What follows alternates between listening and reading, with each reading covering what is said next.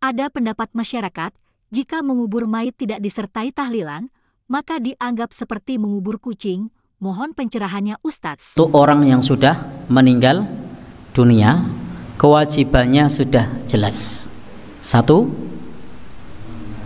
ya, memandikan. Dua, mengafani. Tiga, ya, menyolatkan. Empat, menguburkan. Sesudah itu mendoakan. Nah, lalu apa amal yang bermanfaat untuk orang yang sudah meninggal dunia? Amal yang bermanfaat untuk orang yang sudah meninggal dunia itu banyak. Tidak mesti dalam rupa tahlilan. Tadi sesuai penanya loh tadi. Nah, penanya kan menanyakan tentang orang yang meninggal dunia, kalau tidak tahlilan koyo ngubur kucing. Nah, baik. Coba sekarang kita ingat kembali.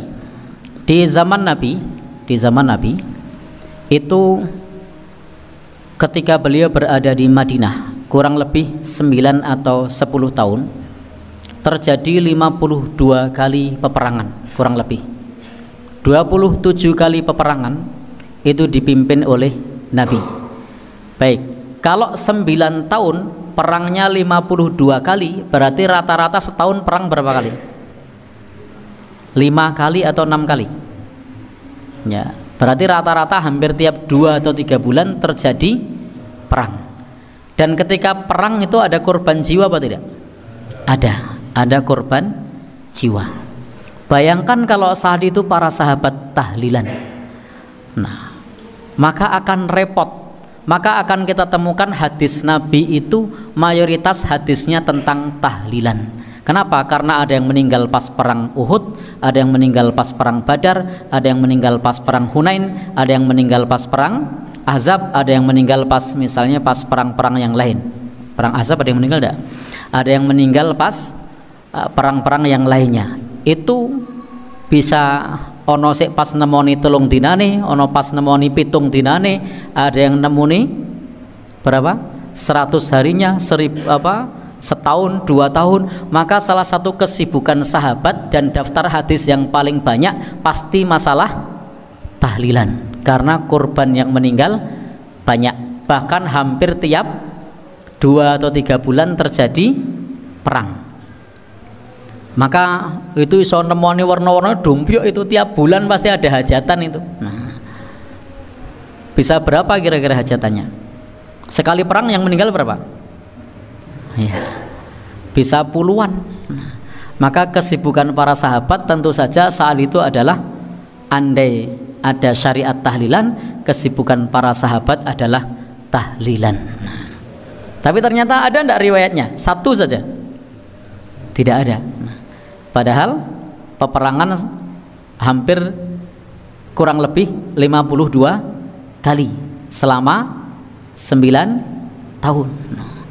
Dan setiap peperangan itu hampir dipastikan ada kurban, ada yang meninggal. Maka apakah tega kita mengatakan bahwa para sahabat seperti ngubur kucing? Ya, kan kita tidak tega mengatakan para sahabat seperti ngubur kucing, karena nyatanya para sahabat tidak melakukan hal yang demikian. Lalu bagaimana terkait mengadakan tahlilan tapi niatnya untuk apa? Mendoakan. Baik, kemarin kita sudah sering sampaikan bahwa beda antara mendoakan dan mengirim pahala. Kalau mengirim pahala di Muhammadiyah itu pandangannya tidak sampai. Jadi kalau mengirim pahala di Muhammadiyah pandangannya tidak sampai. Tetapi kalau mendoakan itu sampai. Jadi kalau mendoakan itu sampai. Hanya saja memang itu tidak perlu diikat dengan kaifiyat, tidak perlu diikat dengan cara tertentu yang menyerupai syariat. Jadi tidak perlu diikat dengan kaifiyat, dengan cara yang menyerupai syariat. Maka silahkan saja mendoakan. Orang mau mendoakan tuh bisa bertawasul dengan bersedekah dulu lalu mendoakan, boleh. baca tahmid pujian lalu mendoakan, boleh. Baca sholawat lalu mendoakan, boleh. Memintakan ampun kepada seluruh kaum muslimin lalu kemudian berdoa, boleh. Intinya ketika orang mau berdoa itu bisa bertawasul dengan amal soleh terlebih dahulu, itu silahkan saja.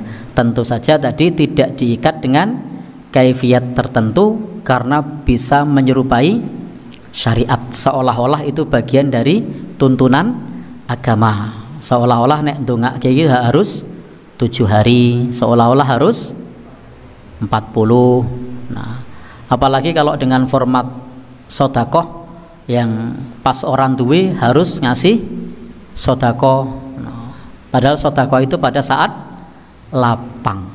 Baik, jadi kesimpulannya begitu nggih, bahwa zaman Nabi itu para sahabat tidak disibukkan dengan tahlilan. Kalau mau mendoakan silahkan berdoa, karena doa itu memang sampai. Kalau mau tawasul silahkan bisa bertawasul dengan amal soleh. Hanya saja soal kaifiat, soal cara sebaiknya tidak diikat dengan cara tertentu atau dengan hari tertentu.